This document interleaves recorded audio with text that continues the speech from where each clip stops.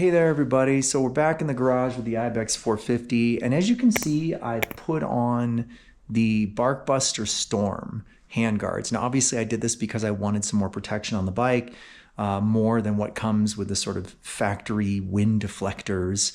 I wanted something so that if I drop the bike, it's not going to break and it's not going to break off the levers as well. So these are the same guards I had on the Himalayan. I really like them. There is a kit for the Ibex. It's the BHG089. So if you're ordering the kit, that's the one you want to look for. So the kit works. It installed pretty simply. The old guards came off very easily. However, there's a couple things that are worth noting. First of all, the kit comes with two different sized spacers. And the instructions say to put the wider spacer on the throttle side and the skinnier spacer on the clutch side. But it does give an asterisk and say, except for the Ibex 800, you're supposed to flip them and put the wider one on the left side and the narrower one on the throttle side. And a lot of times when you see something that says Ibex 800, you just sort of assume that also includes the Ibex 450 because it is a newer bike and a lot of things don't include the 450. So you're like, oh, if it's the 800, it's probably also the 450. For example, the panniers that go on the 800 are the same panniers that go on the 450. However, in the instructions, it specifically does list the Ibex 450 and doesn't include it as part of the asterisk. So what I'm saying is, I think you are still supposed to put the wider spacer on the throttle side and the narrower spacer on the clutch side and not reverse it like you do with the 800.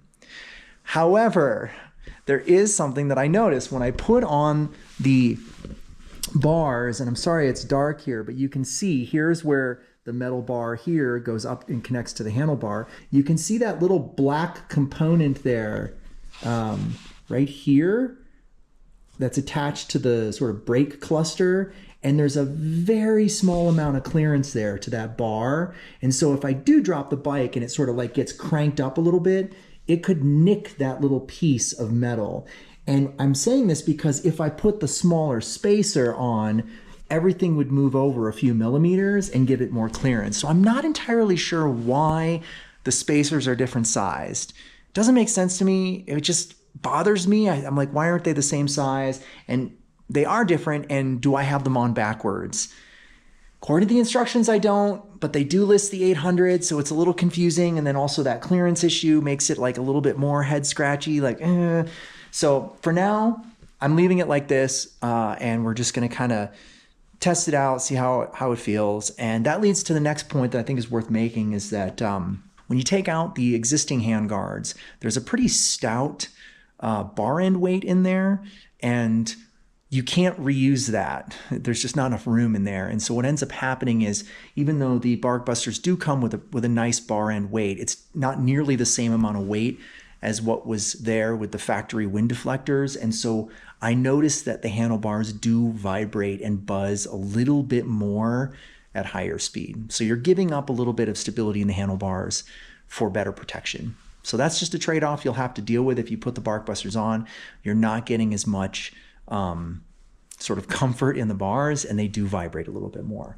But otherwise, everything fit really well. As you can see, looks great. It's very stout. You know, you've got the nice, metal bar here and the nice bar end weight. And you can see there's that spacer there. And again, sorry, it's dark in the garage right now.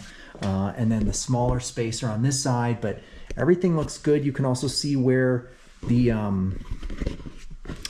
the bars connect up front here, so it connects kind of right in front of the reservoir, and then on this side just kind of randomly in this empty space there. So everything looks good as far as how they're connected. Everything went on well. It's nice and tight.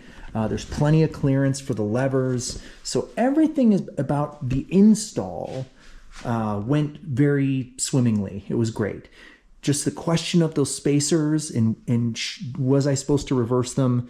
Not quite sure. I'm curious what all of you have done who have put these on, if you've swapped them because it lists the 800 or if you've kept it according to the instructions. The other thing that is worth noting, the last thing I'll say is, because you've taken off the factory guards which connect into the mirrors, The little rubber boots here just kind of flop around now because they don't have anything to go over. So they just sort of like flop loosely here. Before they were wrapping around the handguard plastic there. And so since that's not there anymore, they're just kind of like floppy and loose.